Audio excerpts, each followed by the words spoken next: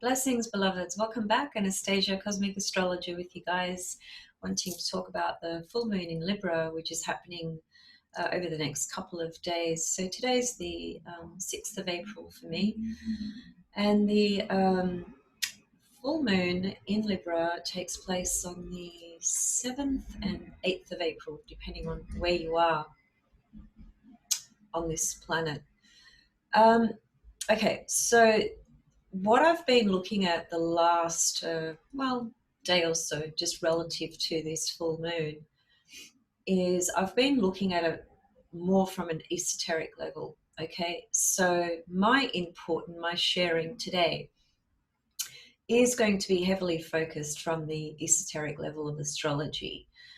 The interesting thing is that this full moon has some pretty challenging aspects. And one of those aspects is a square from Pluto. And the very interesting thing is that, well, in esoteric astrology, there's a different system of rulership. So, for example, Pluto rules Pisces in esoteric astrology, whereas in traditional or evolutionary astrology, Pluto rules Scorpio, right?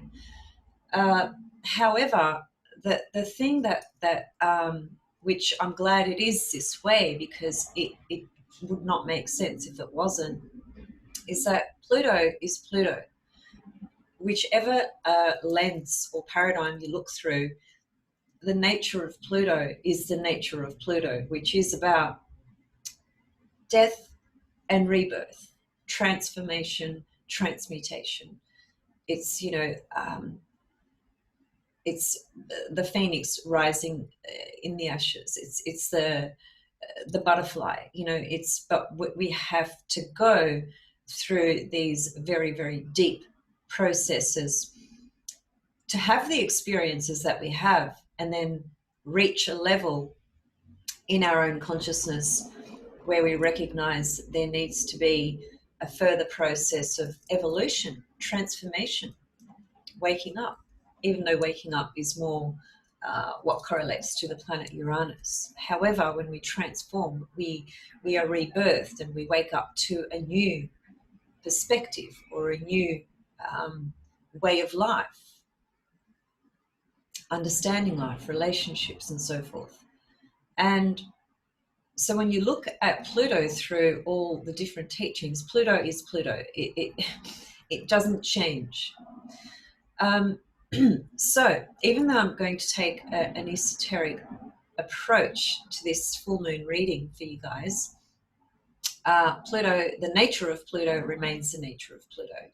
And when we look at the collective state of affairs, it's really evident that this full moon being squared by Pluto is pointing to a collective evolutionary process, which is part of a bigger picture of cycles, for instance, that are going on at the moment, such as the Saturn-Pluto conjunction we've had, the Jupiter in Capricorn that formed a conjunction to those planets as well. Jupiter is only in Capricorn every 12 years. Saturn-Pluto conjunction happens only every around about 33 years. The last time the Saturn-Pluto conjunction was in Capricorn was it was in the, I'll have to double check this, but I think it was around the 1500s. I could be wrong. It's just escaped me, but it's around about 800 years ago, something like that. So let's just say whether it's 800 or whether it's 1500, it's a long time ago. So we have these larger cycles, okay, that are pointing to the larger picture of the turn of events that are going on, the crisis / shift / ascension. So there's many ways we can look at what's going on at the moment. Now, it is so abundantly clear that this full moon in Libra is highlighting, without question, as we know, the full moon is always a process and an experience of seeing clearly, because things are illuminated. That's what the full moon does. That's what it means to illuminate. In order for us to see what? To see whatever it is we need to see relative to that full moon, relative to the world events, and relative to our own personal space within that as well. So the full moon in Libra, without question, it is also conjunct Juno, the asteroid Juno. She's right there. She's a little bit far, but she's still within reach. She's also in the sign of Libra, and she's retrograde. So we have another body which speaks to relationships and partnerships, fairness, equality, and justice. And then we have the moon herself in the sign of Libra as well. One thing to understand right from the beginning, before we get going into all the different levels of this, is that Libra in the 360 degrees circle, the circle that contains the entire zodiac, Libra is right at the middle point. Okay, so Aries is at the beginning, and when we go from Aries through the first 6 signs, when we reach the opposition to Aries, we've arrived at Libra. So Libra points to, obviously, the scales of how things need to be balanced. Libra is not automatically balanced, as it were. You know, people think that Librans are just, automatically, naturally balanced people. That's not actually true. What is true is that the Libran archetype is at that point in the psychological development of the human being. It has arrived at a point where it is seeking to establish and to create the harmony and the balance of everything it's learned from Aries right through to Libra.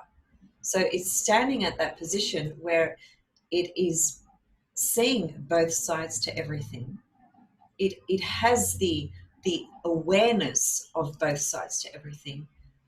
It has, you could say, an inherent motivation, desire, or drive to establish balance within itself, within its experience of relationships, within the world at large. So this Libran full moon, at this point in time that it is occurring, given the nature of events collectively, which speaks to the fact that every single human being, virtually, is at a point where they are needing to examine the world of relationships, because people are being forced, as it were, into isolated spaces. And this is interesting because the sun's in Aries, right? So that, here we have the sun in Aries, the impulse to be. Aries is the birth, it's the impulse to be, period. So we have the sun in Aries, and then the contrast, of course, the moon in Libra, the full moon in Libra. So every single one of us in the process of collective evolution, which is the bigger picture, and then the more personal picture is our own understanding of how we relate. First and foremost, the relationship that we have to ourselves and to the divine. Now, some people will not identify with having a relationship with the divine source, creation to all things. So it doesn't matter whether you do or whether you don't. The point here is that this full moon in Libra is highlighting, is illuminating, is showing you where your relationships are out of balance, where your relationship to the world, to the earth, to the things you believe in, the things that you associate with, your relationship to everything is a Libran experience. And being in a position where we are all confined in our own personal space, it is without question actually an extraordinary opportunity to examine the relationship we have with ourselves, with our loved ones, with our partner, and with the world at large. So this is, in a nutshell, what this full moon is highlighting. And it's not an easy experience because it's kind of like on the one hand, it's like a fast track intensified course that we've all been subjected to, thrown into, and we have to do it. We have to do the work. We have to go through it. We have to see how we have grown, how we have evolved relative to our own personal relationship to ourselves and our relationship to everyone around us and the world at large and the earth herself. So it's like a fast track intensified course that comes around once, every, like God knows when, but it's not something that happens frequently, clearly.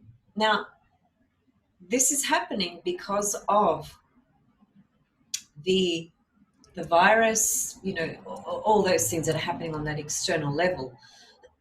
And what is happening on the external level, whilst it is important and it is having consequences, and there's different perspectives on it.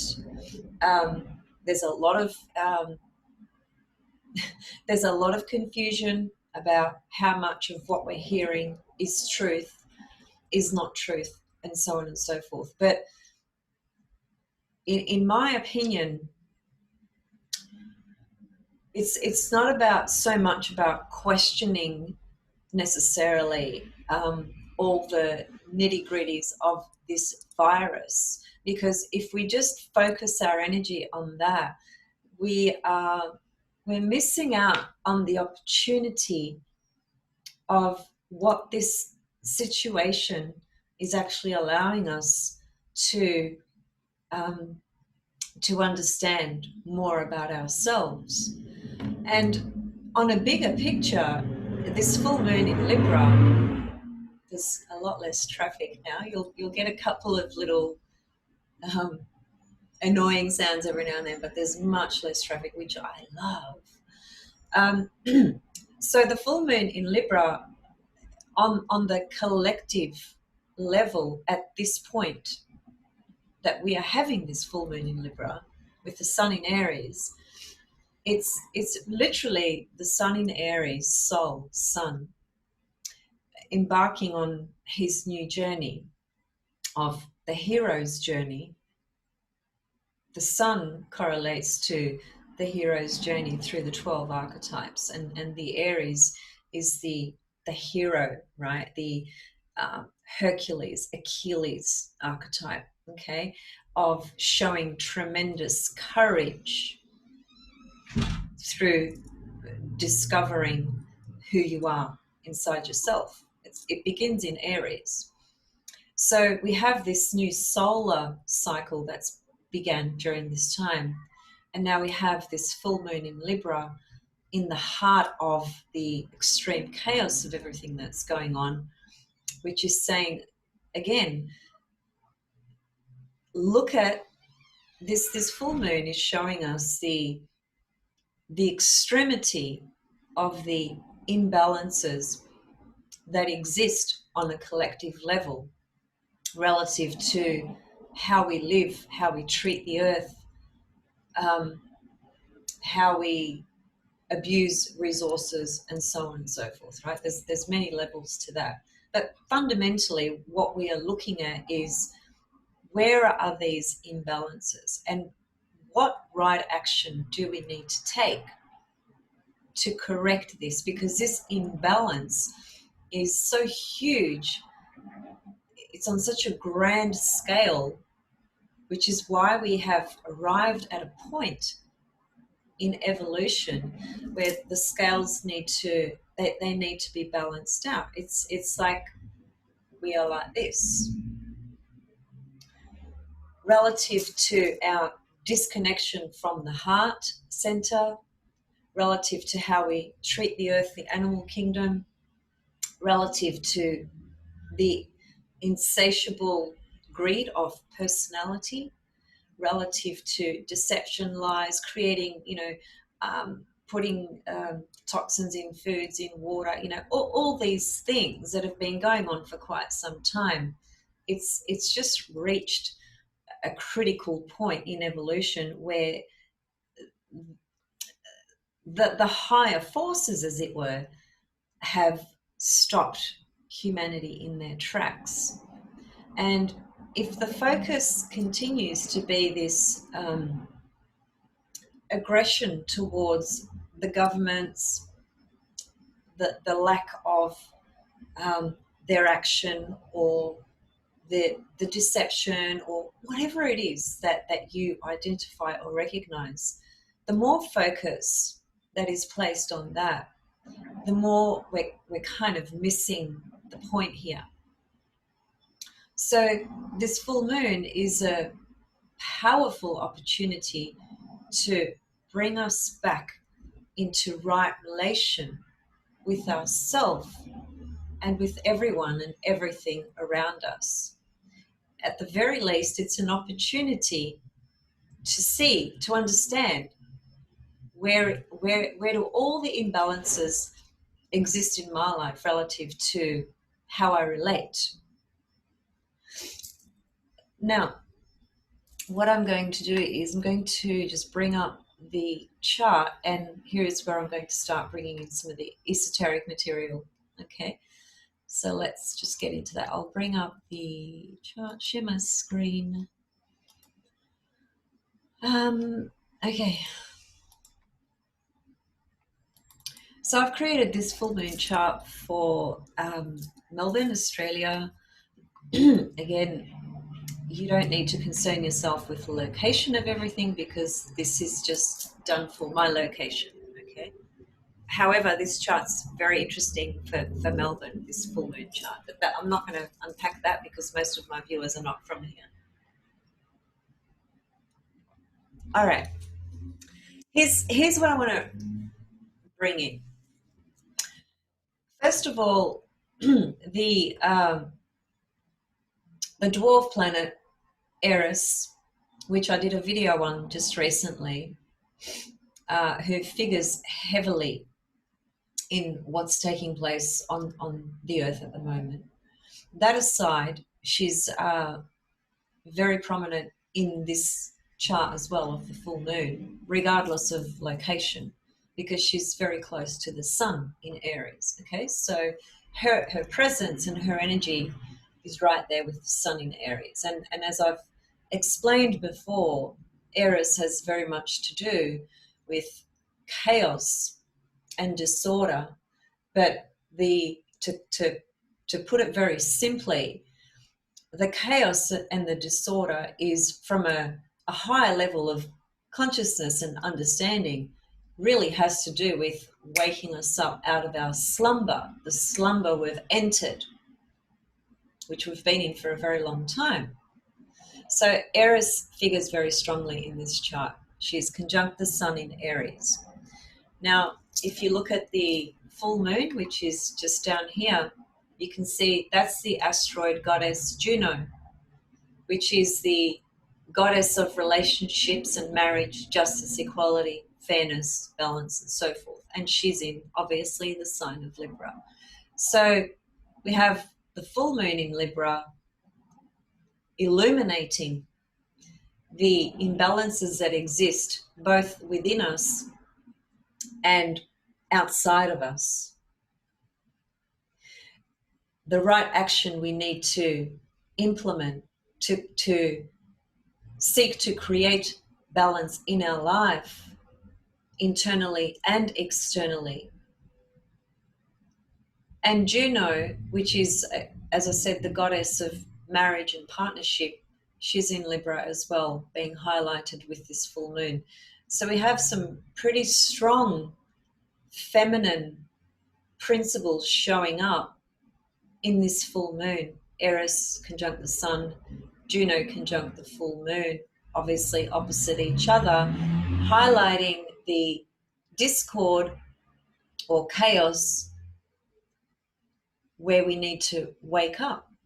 And this full moon, where we need to wake up, you could say, is we need to be able to identify and see where the imbalances exist in ourselves, because it's not about just identifying what the imbalances are out there. There's millions of them. If we are forever identifying all the problems and all the wrongs out there, we're not doing the work on ourselves. And if we want to see an earth plane of healthy, balanced relationships and right relations, then we have to do the work in ourselves. That's simply how it is. Now, here's what I want to point to. In esoteric astrology, when you're looking at your birth chart, one of the bodies that gets put into the birth chart is the earth itself, which is always, no exception, sitting exactly opposite the sun.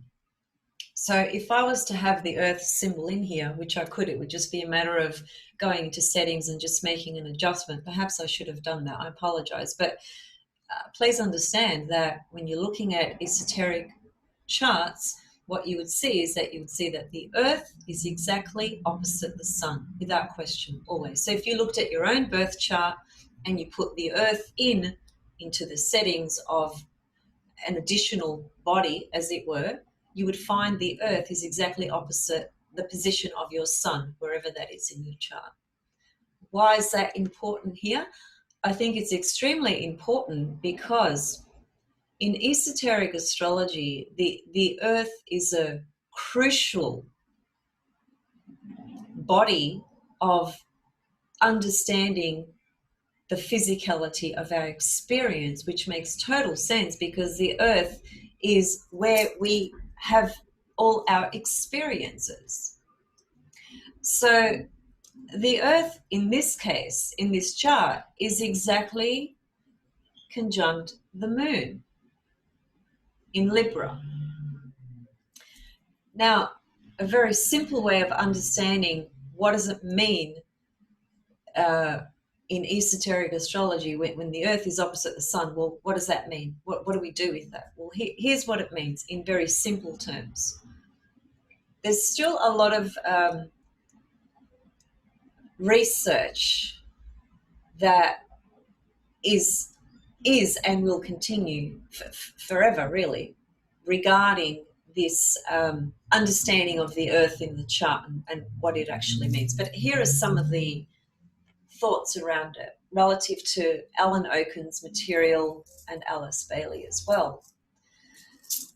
So the sun is, you could say, the spirit, okay, of your being. It's the impulse to be. The earth, which is always opposite the sun, is going to show you where you have to do the work that you have to do from the level of your dharma.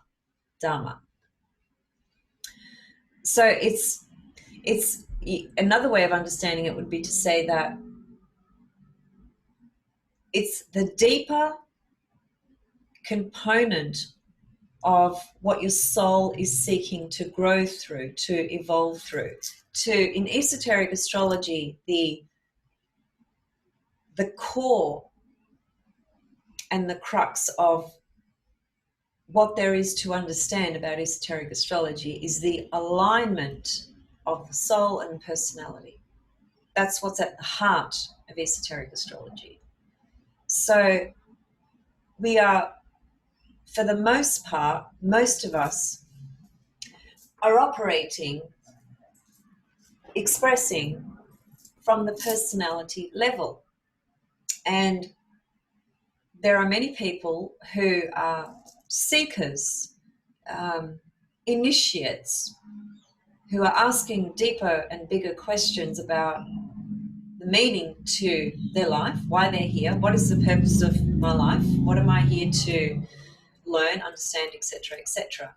And this is where esoteric astrology starts to come in, because it starts to show you, first of all, this is your, so there are 7 rays in esoteric astrology, okay? And there are different types. So we have a personality ray, we have a soul ray, we have an astral ray, okay? There's a few, but I don't want to make this too complex.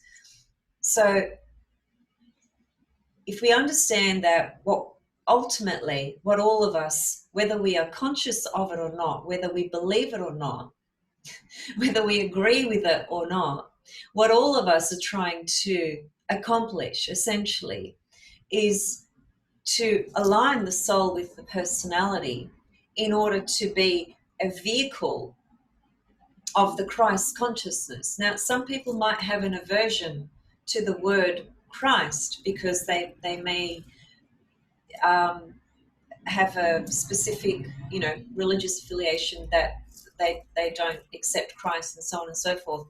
Please understand that when it comes to esoteric astrology, the reference to Christ consciousness is not about the religion that the world identifies with in different Christian sects and sects, SECTS, that people identify with. That the Christ consciousness is basically referring to the infusion of divine love and consciousness coming through the individual, the personality and the soul, so that we can express, be the vehicle of that highest expression of love wisdom, which is ray number 2, which is ruled by Jupiter and the Sun.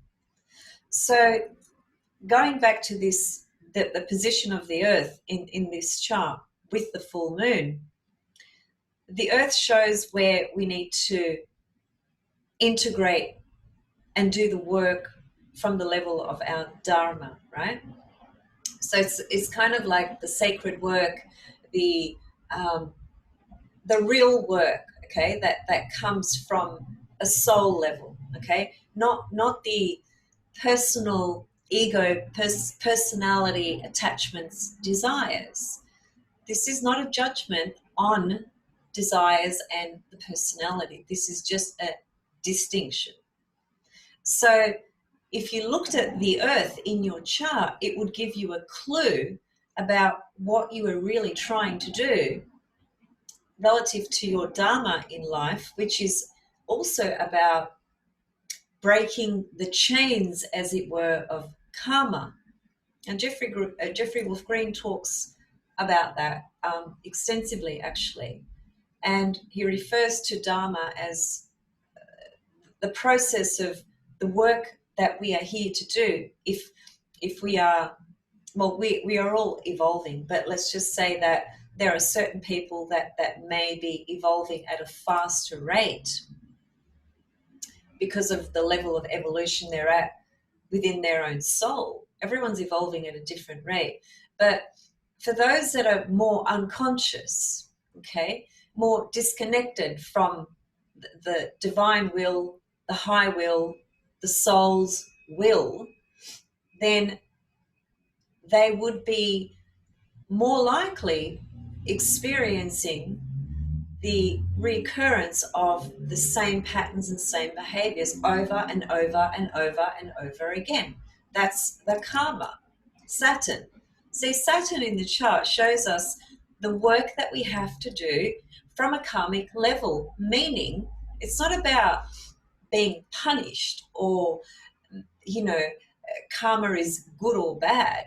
It's just simply about evolving. Until we do the work on something and understand it and grow through it and develop it, then we'll just bring it back in again in another lifetime.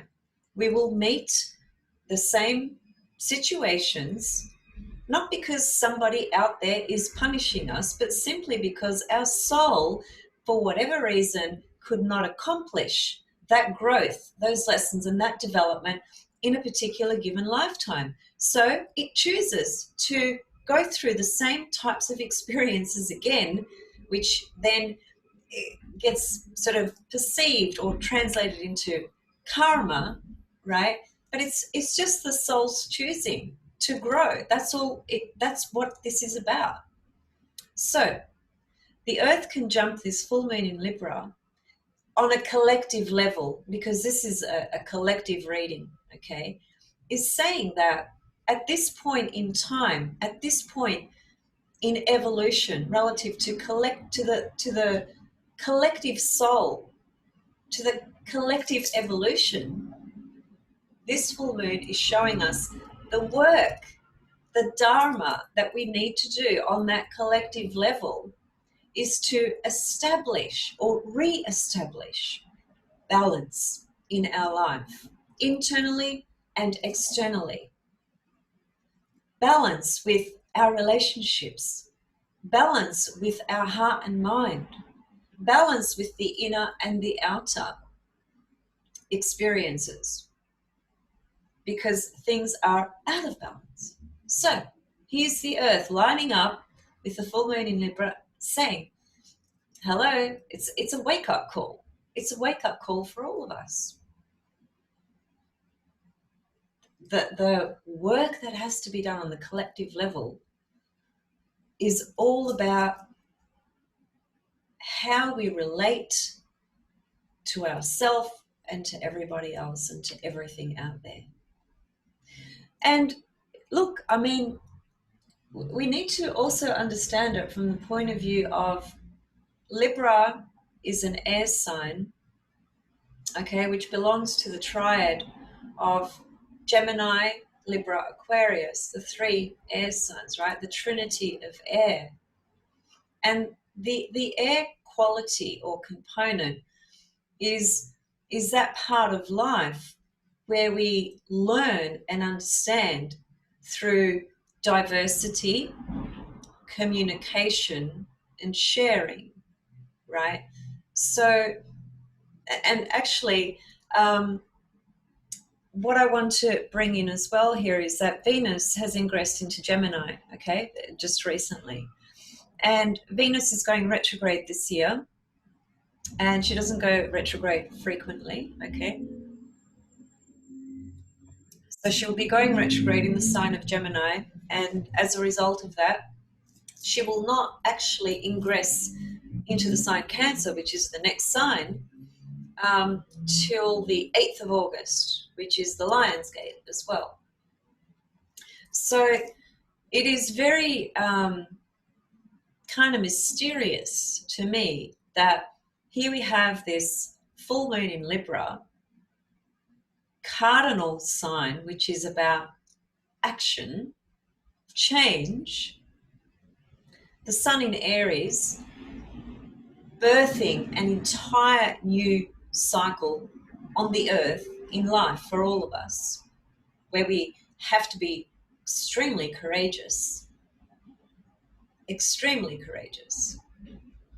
and the Libra component showing us where all the imbalances are and how we can take right action because Saturn is exalted in Libra. Saturn is a component that brings in the work, the karma that we have to do. The Earth conjunct the moon brings in the dharma component of what we have to do on a collective level, but on an individual level as well. Like I said before, if we don't have a right relationship with ourselves, how can we have a right relationship with anything else or anybody else? Venus in Gemini is really powerful here, because in esoteric astrology, Venus is the esoteric ruler of the sign of Gemini. Now, in traditional exoteric astrology, Mercury is the ruler of Gemini, okay? And that's the level which is at the personality level, which highlights and brings in duality, opposites, polarization, and therefore conflict. Why does conflict exist? Because you have a different opinion to that person, and the way the personality works is that, well, for me to be right, I have to make you wrong. That's, the lowest kind of mode of operation of the personality.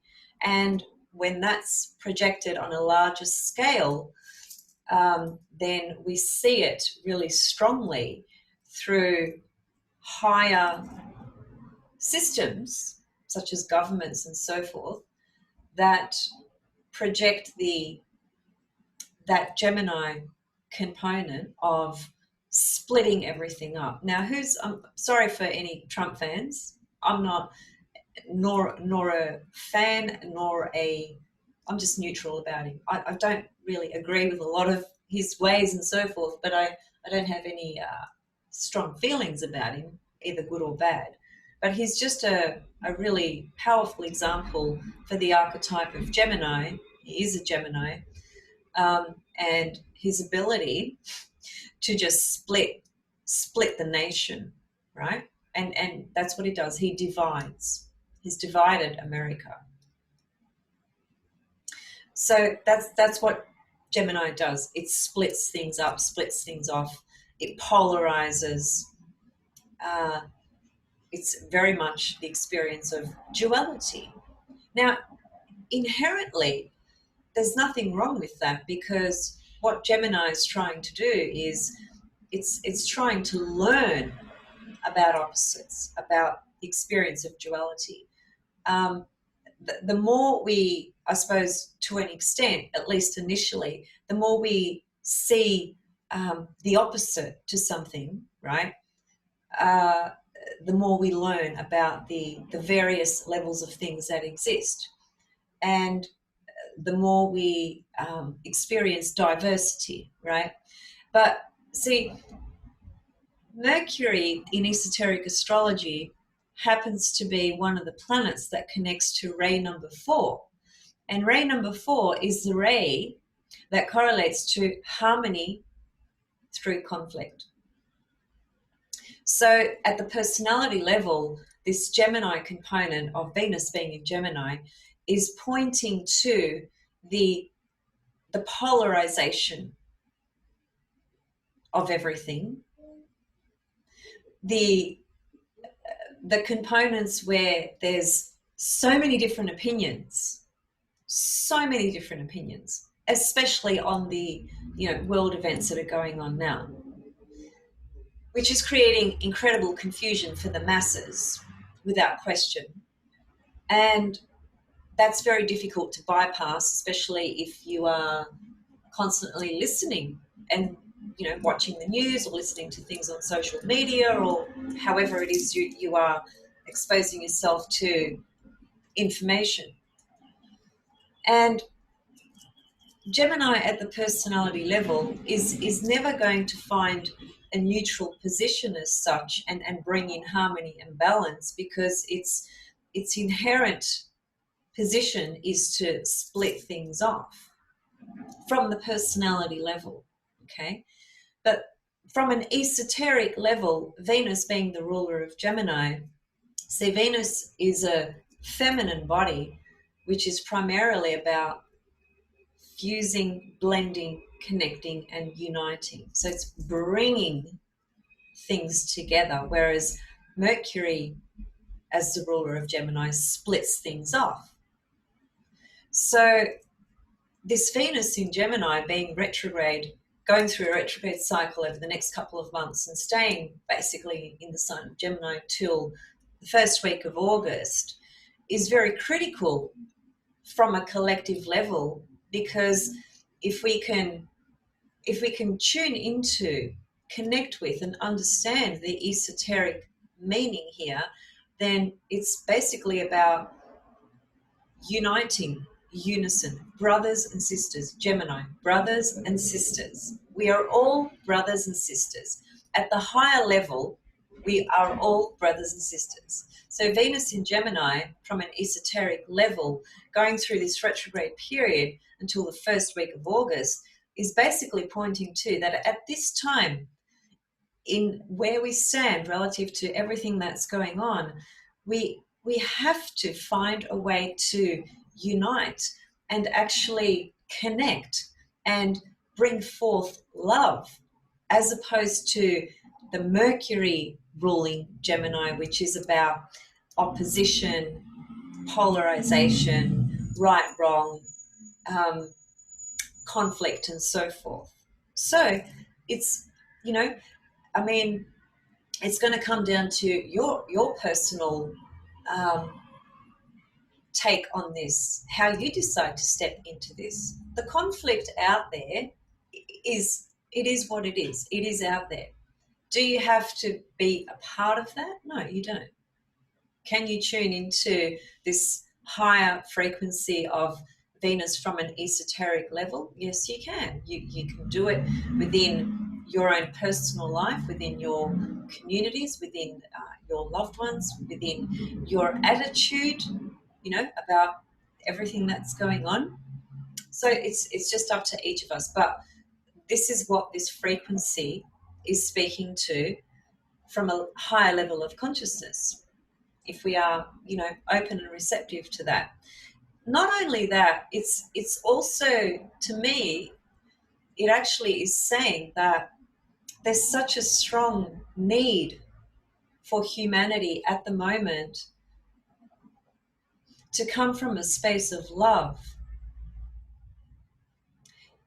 If we don't come from that space of love, then that Venus in Gemini is going to be, like I said, the polarization and splitting things off and making this right and that wrong, which is just the function of the left brain. And in a critical situation such as this on the earth plane at the moment, that kind of splitting and polarizing is what can lead to really terrible things by people's actions, because that splitting and polarizing becomes the experience of the darkness is out there. So I've got to be, careful, because the enemy is out there. And this whole psychological polarization that's been happening for eons is the problem of what you see out there in the world relative to acts taking place where there is violence, murder, etc., etc. It's like Carl Jung said, until we stop projecting our own shadow self, we'll always see the enemy in the darkness out there. We have to understand that every single one of us has the light and the dark within us. It's just that most people who reject the dark end up projecting it out there. And there are some people that have a higher level of understanding and attunement to frequency and vibration, and understand that the dark and the light exist within all of us, but they just have a healthy relationship to both. So it's balanced. Because when something like that, especially, is balanced within us, well, then we are mostly functioning from a very healthy level relative to how we experience life, how we experience relationships, because we're not projecting our shadow shit out there. We're owning it. We all have to own our shadow. No one's not got a shadow component. We all do. There's a famous the famous line by, I've just forgotten who it was. It could have been a high-profile lawyer or something, that said, if we all went to trial for our thoughts, we'd all probably be hanged. Now, that I know that's pretty intense comment, but it's just to demonstrate, okay, that we all have the dark and the light within us. How we balance that is up to us. The more we can stop projecting it out there, the more we're going to see this dark shit out there. Okay, so this is part and parcel of this full moon energy, because of the full moon being in Libra, the earth being right next to it, saying, have a look at where your life is imbalanced, where your relationships are imbalanced. Have a look at where right relation needs to happen, right action needs to happen. What is the work that you have to do from the level of your Dharma growth relative to your... I mean, think about it like this. We are sociable creatures and beings that have an inherent need and desire in different, different scales of that. I know that. But we need to connect, don't we? We have relationships our whole life on so many streams. You have a relationship with the person that sells you your juice in the supermarket. You are relating to that person in that moment when you are exchanging money for a bottle of juice. That's a form of relating. Just to use a very simple example in order to emphasize and demonstrate that we are in relationship all the time. So this full moon, given the current crisis and given the forced confinement, is saying, okay, where are your relationships at? What is your relationship with yourself like? Here's a chance to work on that.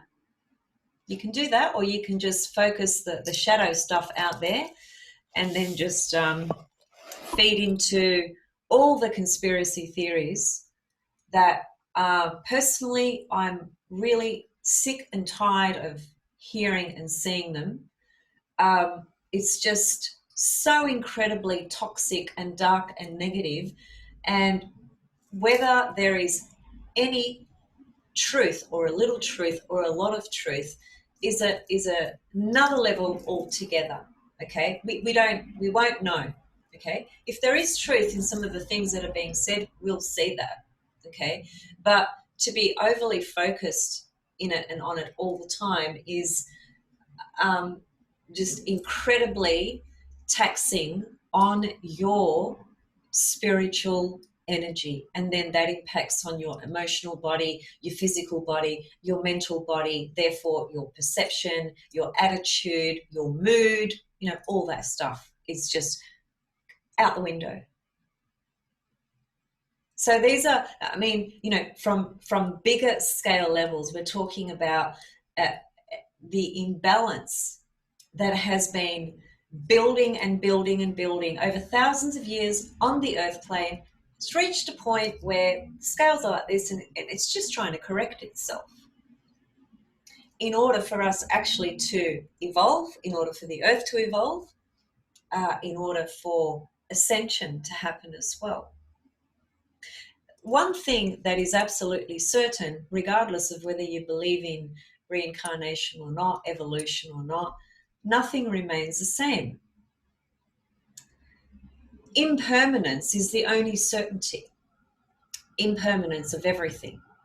You can't hold on to anything forever. So we are at a critical point of the earth, the collective is in incredible crisis in order for things to shift and change, without question. It's so clear.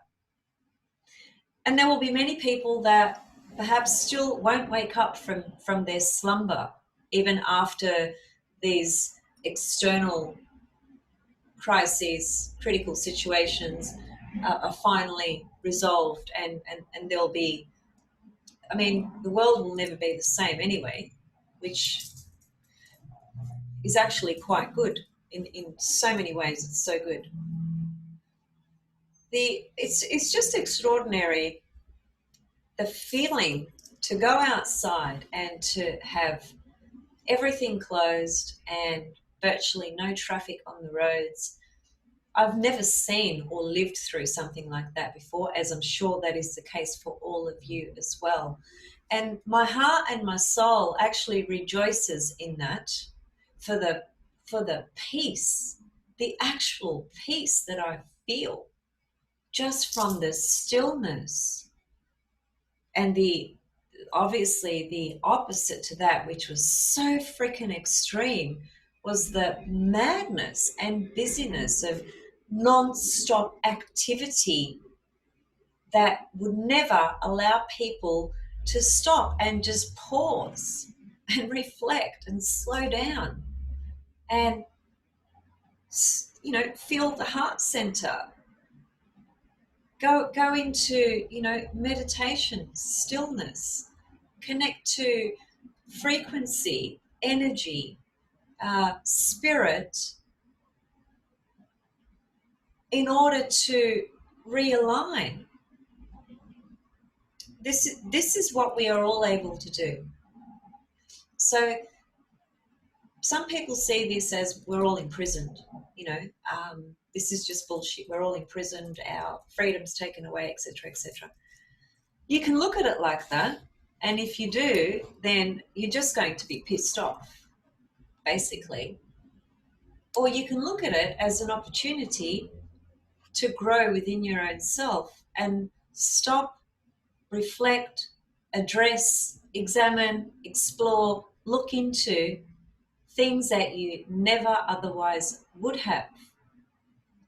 People's relationships are under critical, distress at the moment, without question. And this full moon in Libra is just going to highlight all those relationships that are just so imbalanced. Now, that would not happen if these worldly instructions were not taking place. Now, some people might think, well, who cares? Who cares about that? We just want to get on with it. Well, whether you care or whether you don't, you're in a situation where you have an opportunity to grow through these experiences and evolve.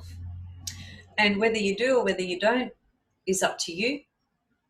And whether you do or whether you don't, the earth, the cosmos, the cosmological energies, the transitions, the ascension, all that is going to happen whether you are with it or not with it. Doesn't matter. So we just need to decide for ourselves what this experience can mean. Okay. So the Gemini, Venus in Gemini, is the collective brother, sister love that we need to give to each other, especially at these critical times. Esoteric ruler of Gemini is Venus. If we don't take that approach, it's going to be, as I said, the polarization and splitting. The full moon in Libra conjunct the Earth and Juno, so those three bodies, all in Libra, are pointing to relationships. Relationship to yourself and relationship to everything else around you.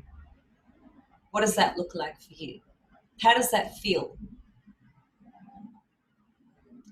The Sun in Aries is the leader of the new solar journey, the hero's journey.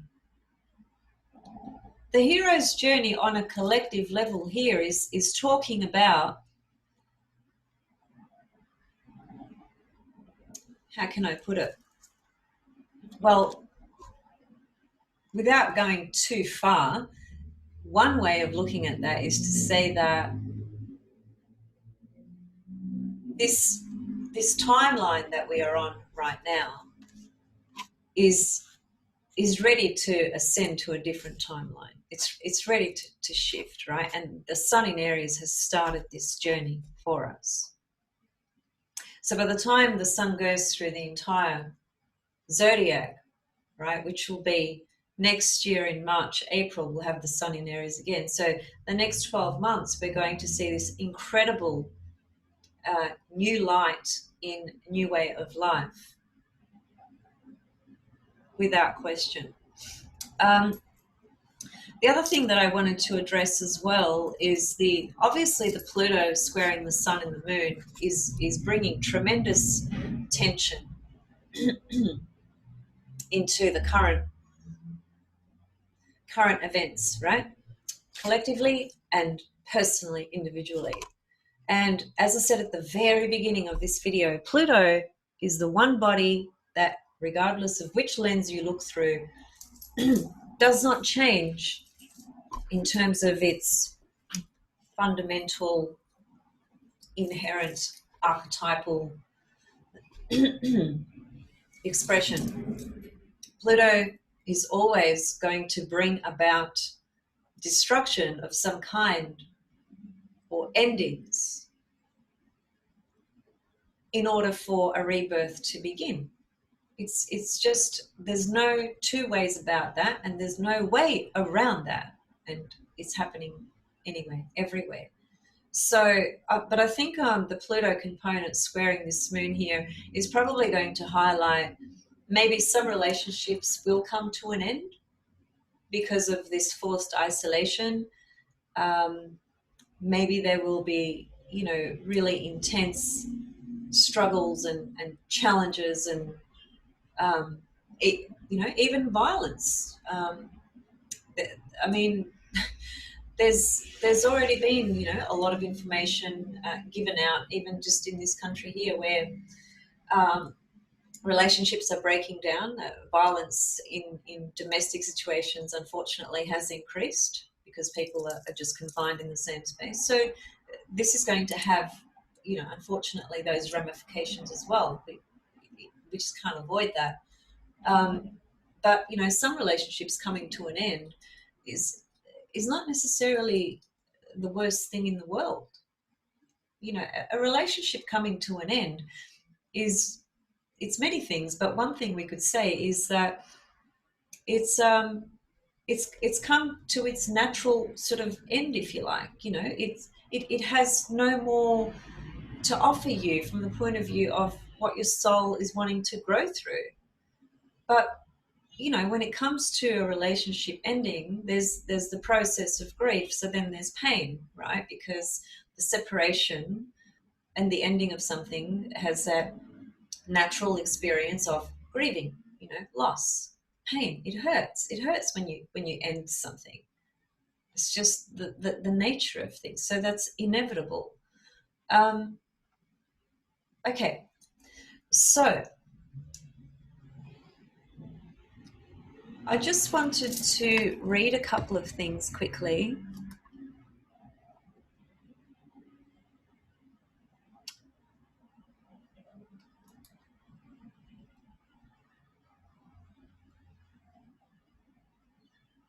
Yeah, this is interesting. So Jupiter is here in this full moon pattern as well, because Jupiter is still conjunct Pluto in Capricorn. And in esoteric astrology, Jupiter is the planet that correlates to ray number 2, which is love, wisdom.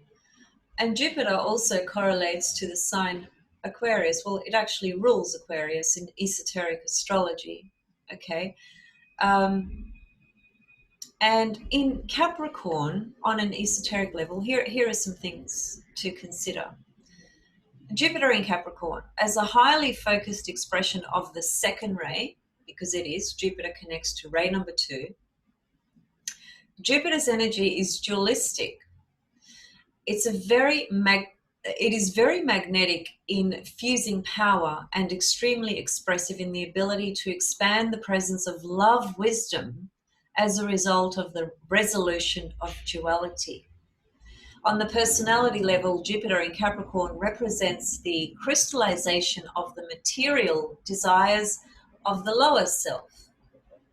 On the soul level, it is the crystallized material nature which falls away. The Tibetan says, love is fallen and blinded when desire is rampant. Desire vanishes when love triumphs. It's such a beautiful expression. The function of Jupiter in Capricorn on the soul level is to create those structures it thought on the physical plane, third and seventh rays, because Capricorn connects to third and seventh rays, that's why it's saying that. For the expansion of the will to love, the individual may demonstrate the love wisdom of the Christ consciousness through the fusion and blending of material resources. So see, Jupiter in Capricorn has a completely different perspective and overview from an esoteric level in terms of the contrast of exoteric astrology. And just something else I wanted to share as well.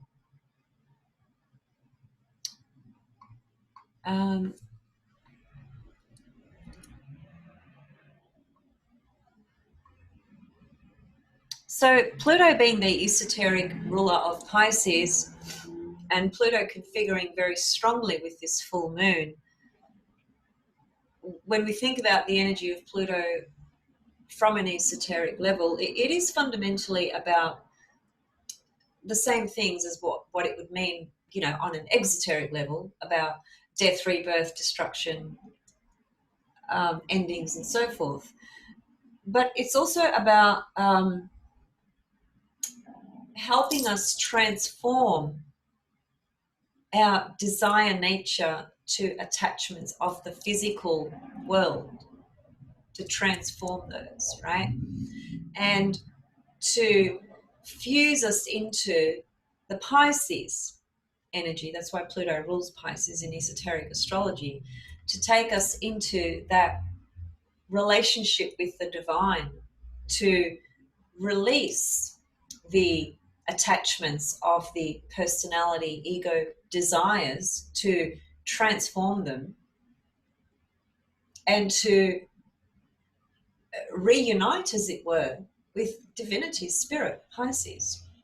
So it's Pluto's energy that helps us transform those deep-seated or deep-rooted attachments we have on the physical earth plane.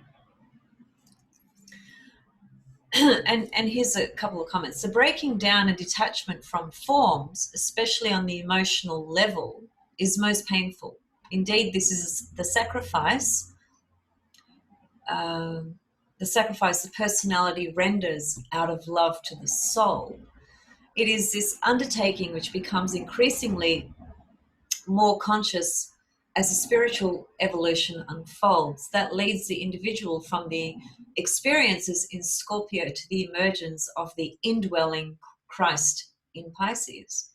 This relationship and transference, pardon me, of energy also helps us to understand how Pluto is the co-ruler of Scorpio from the level of the personality and the ruler of Pisces from the level of the soul. Birth and rebirth are painful processes. The physical and emotional pain in a woman endures in the process of giving birth to an infant is highly symbolic of the esoteric process of generation. The mother, in brackets form, is pulled again and broken as the child moves out of her womb onto the earth. What was once existing within one and thus creating a whole has now become two, and all duality is painful in nature. The birthing of the individual out of the womb of his previous forms of containment, no matter how secure and comfortable, meaning being in the womb, is absolutely essential for evolutionary development. The underlying spirit of life is always creating new ideas, and humanity consists of the sons and daughters of mind.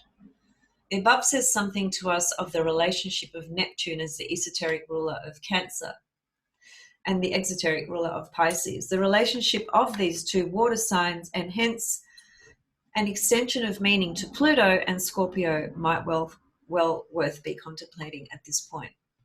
So Pluto is the instrument of the development of the spiritual will. This comes about through the trials and tests on the path of discipleship. For this reason, Pluto is the exoteric ruler of Scorpio, as it serves to facilitate the many deaths and transformations associated with this sign and its path. The combination of the first ray, Pluto, so ray number 1 is ruled by Vulcan and Pluto, and the 6th ray, which is ruled by Mars, leads to the battlegrounds that are so rightly associated with Scorpio. Okay, they were just some comments relative to the nature of Pluto from an esoteric perspective. And think about this. At the moment, people have lost their jobs, and this is, I understand this is a big deal, and it's created a lot of panic, insecurity, fear. It's threatened people, all that stuff, right? All the things that would be a natural reaction to, a collective crisis of this magnitude and this nature of what we're going through, right? But think about Pluto's involvement here. Well, Pluto's involvement is there from a collective perspective relative to when this whole thing actually kicked off, and also in this full moon chart. So the Pluto here, the presence of Pluto with this full moon is also about helping us actually transform attachments, which includes attachments we have with certain feelings, emotions, attitudes that are filtered into or projected into our relationships as well. That's pretty powerful, actually, when we can take it from that level, that Pluto is the esoteric ruler of Pisces, and it's fundamentally trying to help us release our attachments, which includes not just physical material things, but the attachments we have to people, places, things, whatever it is. So it's just a reminder, right, that nothing is permanent. So much is out of our control, and we have to evolve. That's it in a nutshell.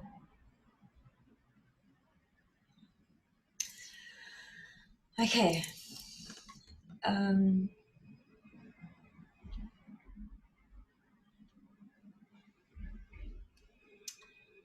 I think that's pretty much all I wanted to say for the time being. Just be aware of that Neptune Pisces there. They're still conjunct. And I said that, a few days ago, I spoke about this conjunction being, unfortunately, potentially a great source of confusion relative to the information that's being projected out into the world.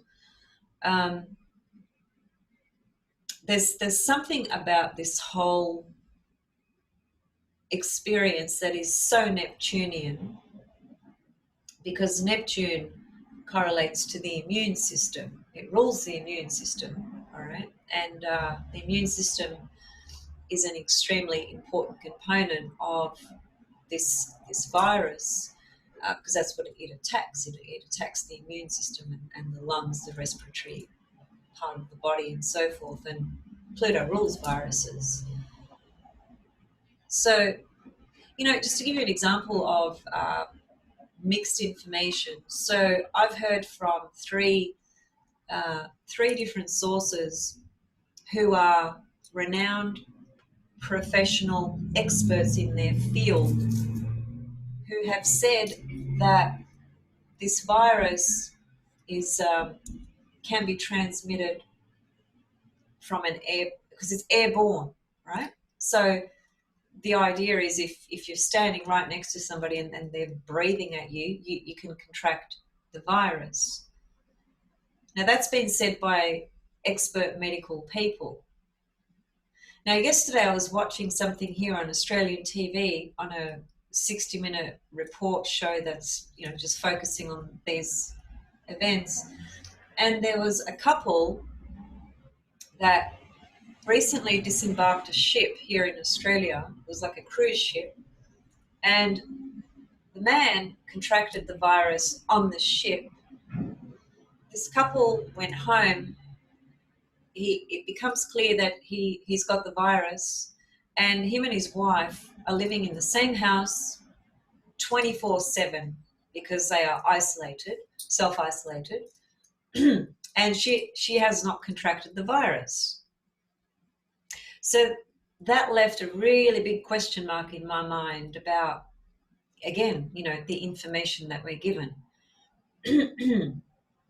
Anyway, that's just an interesting. I did say earlier that, it would be more useful not to focus on the over stimulus of information that's coming out. A lot of it that's quite dark as well, and I do that myself. That is that what I'm suggesting or encouraging you to do. I'm encouraging myself to do as well, because it's very easy to get sucked into the information of whatever's being said. But I have to admit that this bit of information I just found crucial, because it's, when you're being told that it's airborne, and if you're standing in the same space with somebody who has the virus, you will contract it. And then to have two people living together and one person hasn't, the other person hasn't contracted it, is pretty freaking weird. So I'm just wondering what's going on there. Regardless of that, though, the bigger picture components are some of the things that I've pointed to today, which there's much more to it. I could talk about these other components and levels in much more length and depth, but then I'd be sitting here for 5-6 hours, and most people don't watch videos for 5-6 hours. I certainly don't. And it's just too much for one sitting. So I'll leave you guys with that bit of information. Don't forget about the Earth being conjunct this full moon, pointing to the absolute necessity for us to correct how we relate to one another, how we relate to the Earth, and addressing our growth, development, evolution in relationships, and just the whole, how have we evolved in that process and experience of life, which is what I was trying to say before, that we are in relationship all the time. We could not live without relationships. That's how important they are. And also, it is relationships that, especially personal relationships and, family relationships that trigger, right? That trigger us the most. It's the ones that you love the most, right? That trigger you the most. So, we're in relationships all the time. And that's where our biggest growth really comes from, actually. But, it always comes back to the work that we do on ourselves relative to the shadow, the light, and the dark within. And just understanding that the shadow is not some demon out there. It's in all of us. And until we balance that out, we will continue to see what we do. Okay, so I hope you're all doing well, as much as you can be, given your personal I know everyone's got very, sort of unique components in their circumstances as well. But this is where we are. This is what's happening. And we have choice in how we respond to what's happening. And that's really what I've been trying to, that's the message that I've been trying to convey with today's reading for you guys. Okay, I'll see you guys very, very soon with some more. Okay, much love and blessings. Take care of yourselves, and let me know how you feel about the esoteric components I've brought in, And if it connects with you, or anything else you may want to ask or share, please do. Okay, thanks, and bye for now.